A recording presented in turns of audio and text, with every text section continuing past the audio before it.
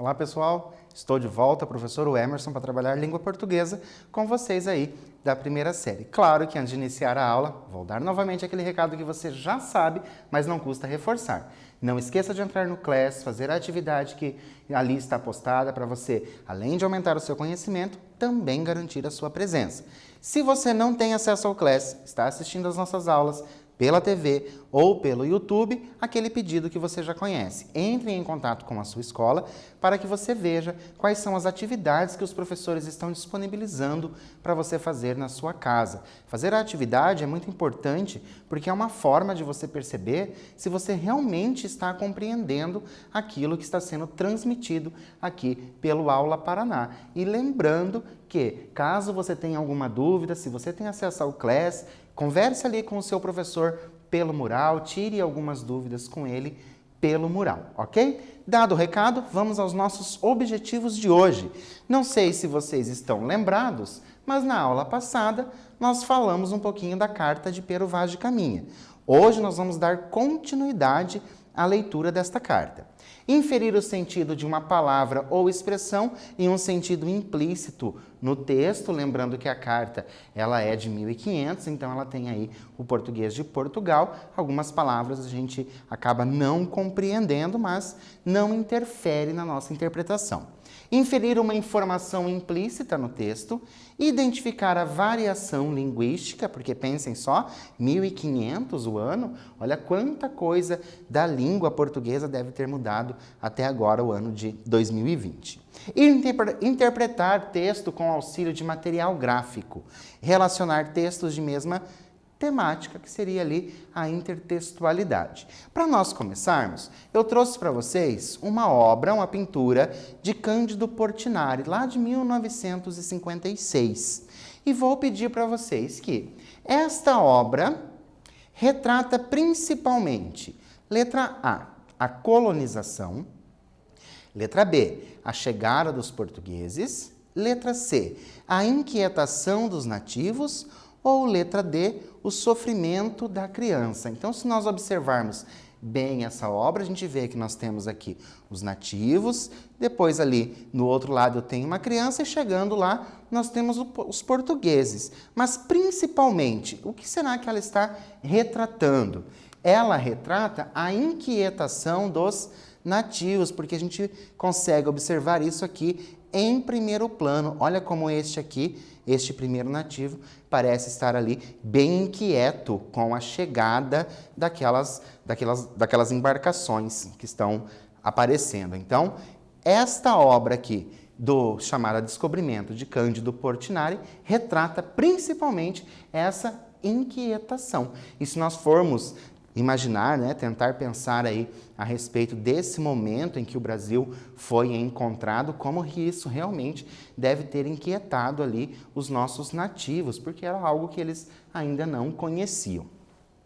Só para vocês relembrarem, nós temos o contexto de produção. A carta de Pero Vaz de Caminha também é conhecida como Carta a El Rei Dom Manuel sobre o achamento do Brasil e foi escrita no ano de 1500, lá em Porto Seguro, na Bahia, mas foi descoberta somente no século XVIII. Então, ela foi escrita em 1500, mas descoberta somente no século XVIII. O texto de Pero Vaz é considerado o primeiro texto escrito no Brasil e sobre o Brasil. Isso é uma informação muito importante, tá? E em seu conteúdo, o escrivão descreve as primeiras impressões sobre o nosso país. E será, né, até interessante a gente pensar, se ele chegasse hoje no Brasil, quais seriam as primeiras impressões que ele teria? O que será que ele colocaria na carta para o rei? Lembrando que ele descreve ali com muita exatidão aquilo que ele vê. Mas fica aí para vocês imaginarem, se fossem vocês, o que será que vocês colocariam para o rei que vocês enxergam a respeito do Brasil, pensando ali nas primeiras impressões, ok? Vamos continuar a leitura, lembrando que a carta ela é bem extensa, então eu trouxe para vocês somente alguns fragmentos para a gente conhecer um pouco ali como ela foi escrita, até mesmo a forma do escrever de Pero Vaz. Esta terra, Senhor, Me parece que da ponta que mais contra o sul, vimos até a outra ponta que contra o norte vem, de que nos deste porto houvemos vista, será tamanha que haverá nela bem 20 ou 25 léguas por costa. Tem ao longo do mar, em algumas partes, grandes barreiras delas vermelhas, delas brancas, e a terra por cima toda chã e muito cheia de grandes arvoredos.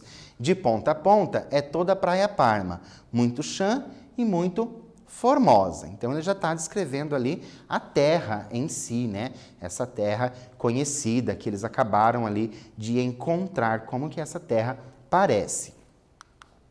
Nela, até agora, não pudemos saber que haja ouro, nem prata, nem coisa alguma de metal ou ferro, nem lhe vimos. Porém, a terra em si é de muito bons ares, assim frios e temperados como os de entre Douro e Minho, porque neste tempo de agora os achávamos como os de lá. Interessante que no início desse trecho ele traz a seguinte coisa, ó. Nela até agora não pudemos saber que haja ouro nem prata, mas no trecho que nós lemos na aula anterior, a gente já tinha visto que os índios já tinham dado indícios de que existia tanto o ouro como a prata. Por quê? Porque eles ficavam ali apontando para a terra, apontava para o colar e apontava para a terra, indicando que existia o ouro. Nossa atividade. A variação histórica diz respeito às mudanças linguísticas ocorridas ao longo do tempo. Então, lembrando que a carta é de 1500. Sabendo disso, explique por que podemos considerar que o texto de Caminha faz parte desta variação.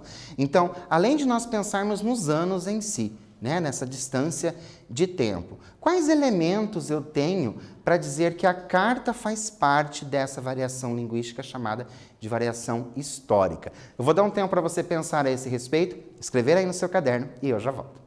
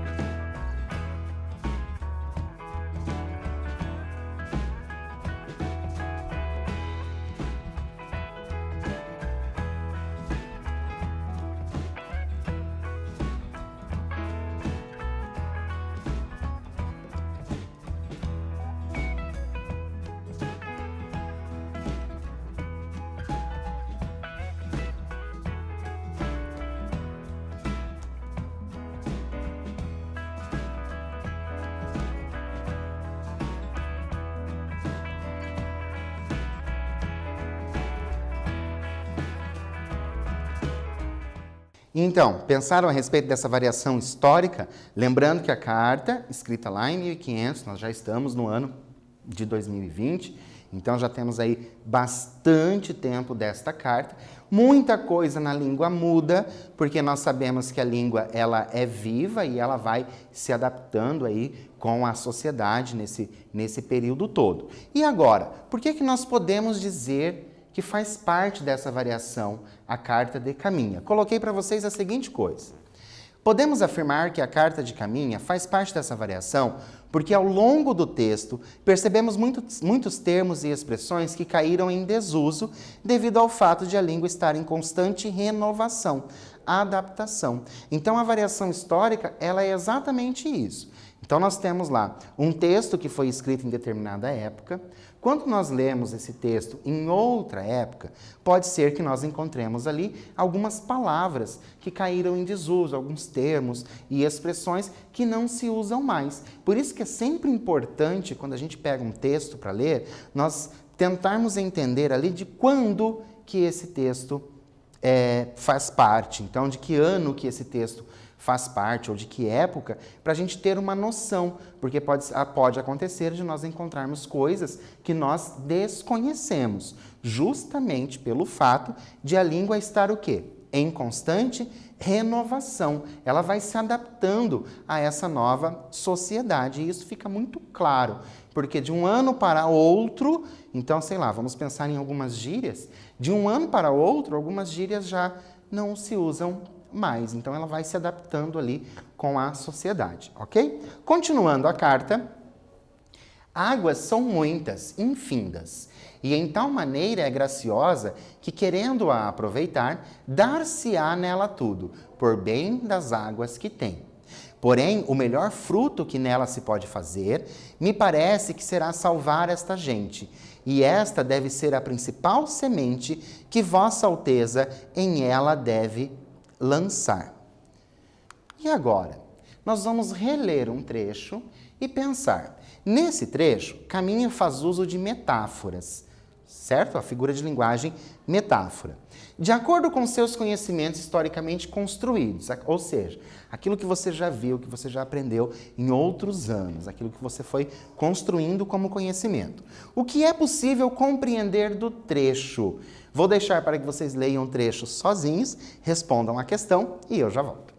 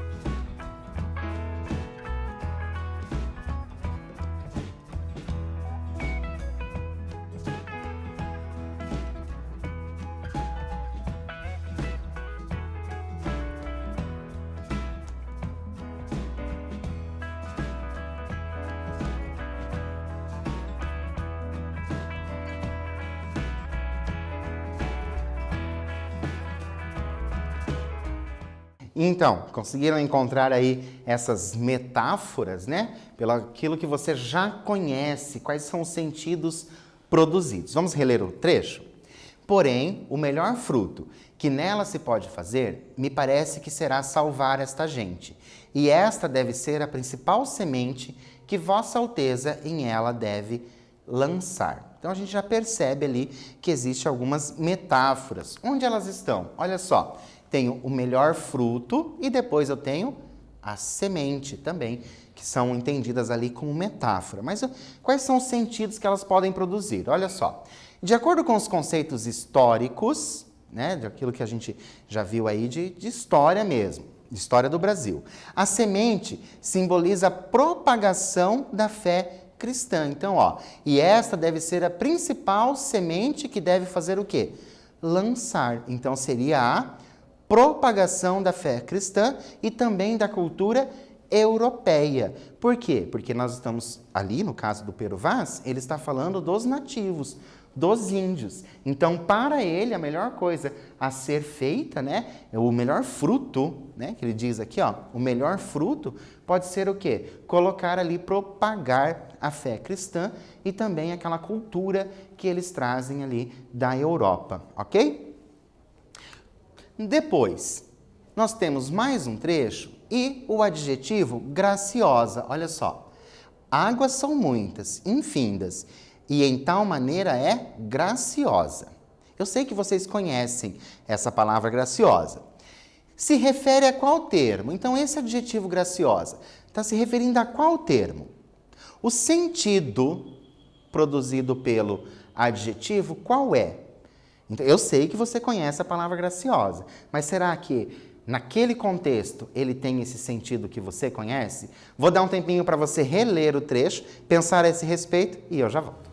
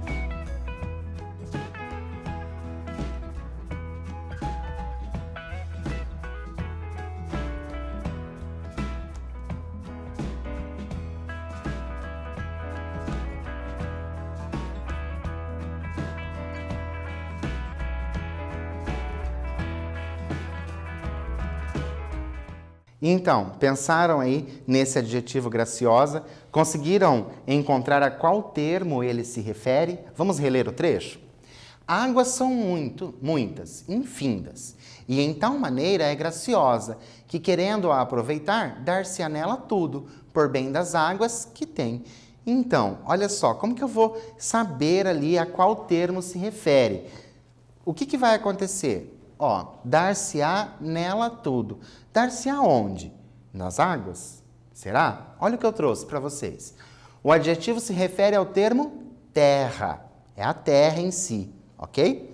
E possui sentido de generosa, que concede graças, ou seja, que produz muito. Então, quando ele diz que em tal maneira é graciosa, ele está querendo dizer o quê? Que a terra ela vai produzir muito, tanto que depois ele confirma, dar-se-á nela tudo, ok? Então, esse graciosa tem esse sentido de generosa, ok? Talvez vocês devam ter pensado aí graciosa, uma pessoa graciosa, uma pessoa elegante, uma pessoa bonita. Não, neste caso, nesta situação, ele tem esse sentido de generosa. Para a gente continuar, eu trouxe para vocês um texto que é agora um poema. Um poema também que fala sobre essa carta de Pero Vaz de Caminha, sobre o descobrimento, aí, o achamento do Brasil, ok? Nós temos Carta de Pero Vaz. Esse é o título mesmo do poema. Quem escreveu? Murilo Mendes. E ele diz: a terra é muito graciosa, tão fértil eu nunca vi. A gente vai passear. No chão espeta um caniço, no dia seguinte nasce bengala de castão de ouro. Tem goiabas, melancias, banana que nem chuchu. Quanto aos bichos, tem-nos muitos, de plumagens muito vistosas. Tem macaco até demais, diamantes tem à vontade, esmeralda é para os trouxas. Reforçai, Senhor, a arca, cruzados não faltarão. Vossa perna encanareis. Salvo o devido respeito, ficarei muito saudoso se for embora daqui. Então, esse é o poema de Murilo Mendes. E agora? O poema possui o sujeito lírico, o próprio Pero Vaz de Caminha, porque parece ali que é o Pero Vaz que está escrevendo. Quais palavras e ou expressões não seriam de uso comum na época? Agora você vai ter que pensar quais são as palavras ou expressões que não seriam comuns naquela época. Lembrando que a gente está falando de variação histórica. Vou dar um tempo para você fazer isso e eu já volto.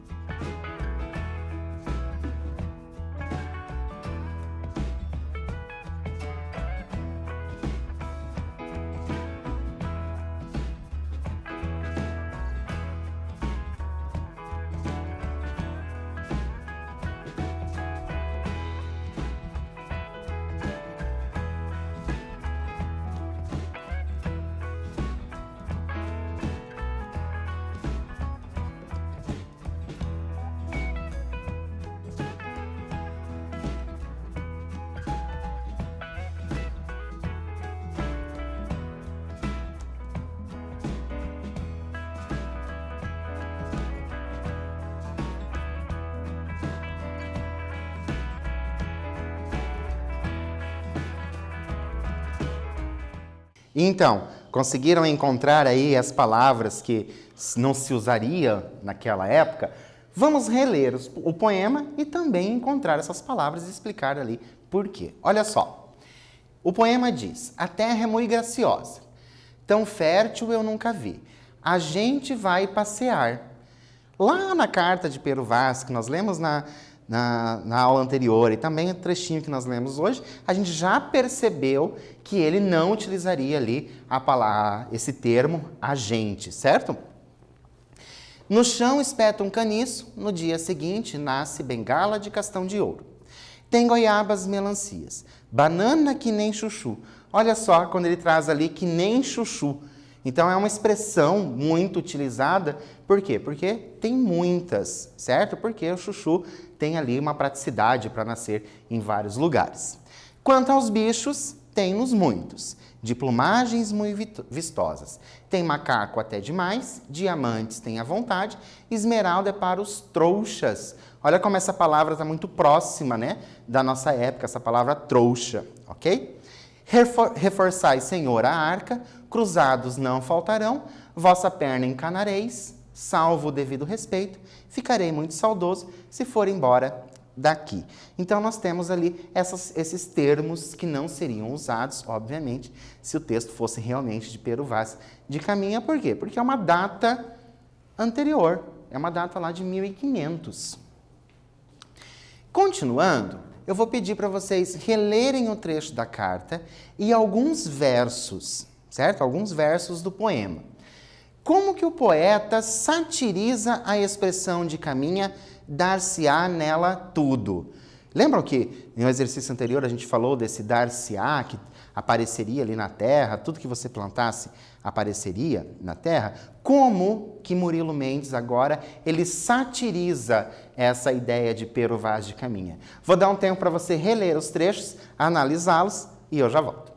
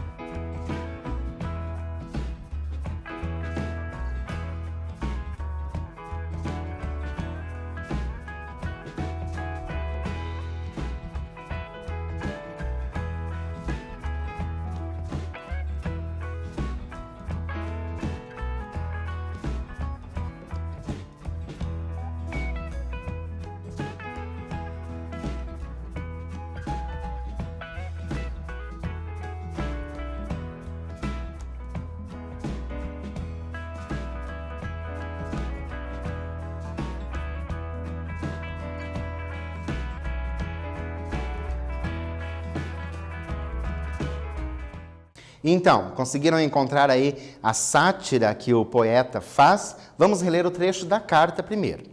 Querendo-a aproveitar, dar-se-á nela tudo, por bem das águas que tenha. Então, Pero Vaz de Caminha diz que a terra é fértil, tudo pode plantar. E depois, no poema, nós temos: a terra é muito graciosa, tão fértil eu nunca vi.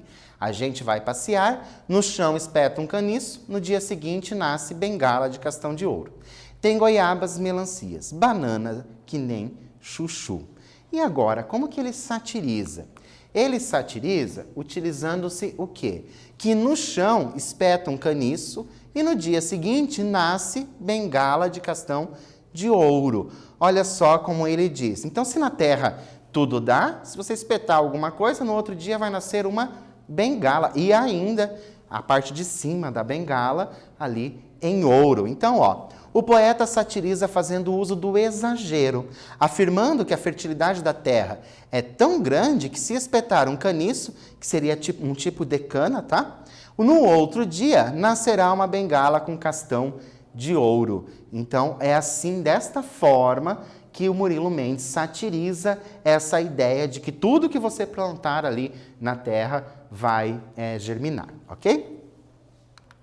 O termo encanareis possui sentido de engordareis, né? Encanareis, a perna, engordareis. O que podemos compreender do contexto do reinado em Portugal dessa época? Que época? 1500. Então eu tenho ali o trechinho do poema que fala sobre o encanareis. A partir desse trecho é possível a gente compreender, né, a situação ali do reinado de Portugal. Vou dar um tempo para você responder essa questão e eu já volto.